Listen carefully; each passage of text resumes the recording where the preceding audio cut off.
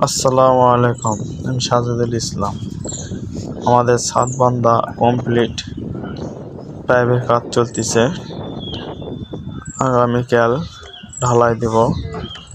আপনারা সবাই দোয়া করেন যাতে সুস্থভাবে ছাদটা ঢালাই দিতে পারি।